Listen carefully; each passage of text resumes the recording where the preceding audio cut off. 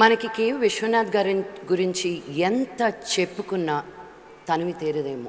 విశ్వనాథ్ గారిని కళా తపస్వి అంటాం, అలాగే ఆయన సినిమా తపస్వి కూడా. మన తెలుగు సినిమాని ప్రపంచ స్థాయికి పరిచయం చేసిన వ్యక్తి ఆయన.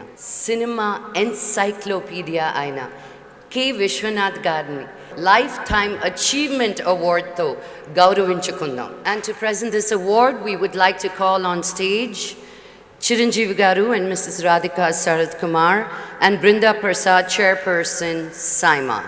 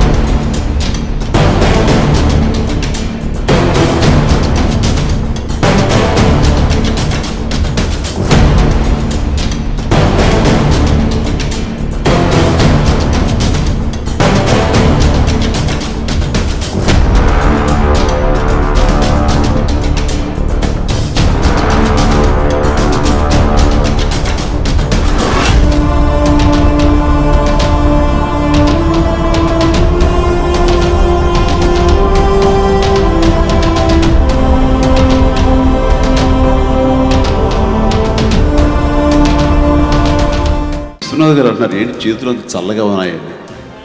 వారిని ఎప్పుడు చూసినా సరే నాకు నా బిగినింగ్ ఆఫ్ మై కెరీర్ నా పరిస్థితి ఎలా ఉంటుందో అదే రకమైన మైండ్ సెట్ ఇప్పటికీ ఉంటుంది. అంత అభిమానం ఆయన అంటే మనం అంతగా ఆరాధిస్తాం.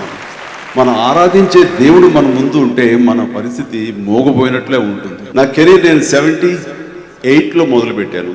1.5 year లోపల గట్టిగా వారి దర్శకత్వంలో నటించే అవకాశం నాకు రావటం అన్నది ఎంత గొప్ప విషయం అంటే, నాకు ఎంత ఆనందం అంటే, ఇంకా నా లైఫ్ ఈ తెలుగు ఫిలిం ఇండస్ట్రీలో సుస్థిరం కన్సాల్ట్ అయిపోయింది. ఏం ప్రాబ్లం. విశ్వనాథ్ గారు నన్ను గుర్తించి నన్ను నటుడుగా ఒక హీరోగా ఆయన సినిమాలో నాకు ఛాన్స్ ఇచ్చారంటే ఎస్, ఇంకా నా పొజిషన్కి ఢోకా లేదు అన్నంత భరోసా వచ్చింది నాకు.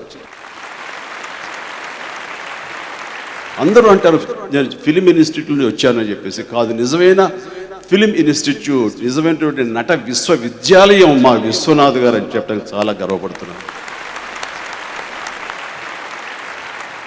ప్రేక్షకులు నన్ను ఒక మాస్ హీరోగా చూస్తారు, ఒక డాన్సింగ్ నెంబర్లో నన్ను ఎంజాయ్ చేస్తుంటారు, ఫైట్స్లో నన్ను చూస్తుంటారు, ఇష్టపడుతుంటారు. కానీ నాకు ఇష్టం ఒక శుభలేఖ, ఒక స్వయం కృషి, ఒక ఆపద్బాంధవుడు, ఇలాంటి సినిమాలు చేయాలి ఆయన దగ్గర. ఎందుకంటే ఆర్టిస్ట్గా నేను తృప్తి చెందేది వారి దర్శకత్వంలో. ఆ రకంగా నాకు ఒక ఆయన సినిమాలు 3-4 సినిమాలు చేయటం, ఆ సినిమాలకు నాకు నంది అవార్డ్స్, స్టేట్ అవార్డ్స్ రావటం అన్నది నాకు జీవితంలో మర్చిపోలేను. ఒక ఆర్టిస్ట్గా నేను నిర్ణయం తీసుకున్న తర్వాత దానికి ఒక పరిపూర్ణత వచ్చింది వారి దర్శకత్వంలోని.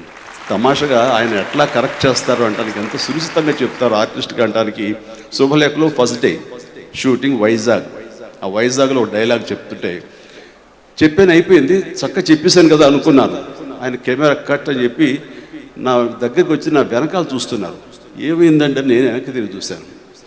ఏం లేదు, ఎవరైనా నేను తరుగుతున్నారా, ఎవరైనా చేంజ్ చేస్తున్నారు నేను అని ఏమన్నాను కదా. అంత ఫాస్ట్గా డైలాగులు చెప్తుంటే నాకు ఏంటి దాని అనుమానం వచ్చిందంటే, ఎటకారంగా ఆయన చాలా చక్కగా డైలాగులు నెమ్మదిగా చెప్పచ్చు, పరిగెత్తేలా చెప్పక్కర్లేదు, ఆయాసపడేలా చెప్పక్కర్లేదు, నువ్వు చెప్పే డైలాగు నువ్వు వినేలాగా ఉండాలి అంటూ నేర్పినప్పుడు ఓహో, ఏదో కాబట్టి చెప్పేయటం పని అయిపోతుంది అనుకోవడం కాదు, డైలాగు అర్థమయ్యేలా చెప్పగలగాలి, డైలాగ్ని మనం జీర్ణించుకుని చెప్పాలి అన్నది నాకు ఆ బిగినింగ్ డేస్లో చాలా చక్కగా తెలియజెప్పారు. ఈరోజు కూడా కంగారు పడకుండా జాగ్రత్తగా ఉండడానికి కారణం వారు ఇచ్చేటువంటి చిన్న సలహా.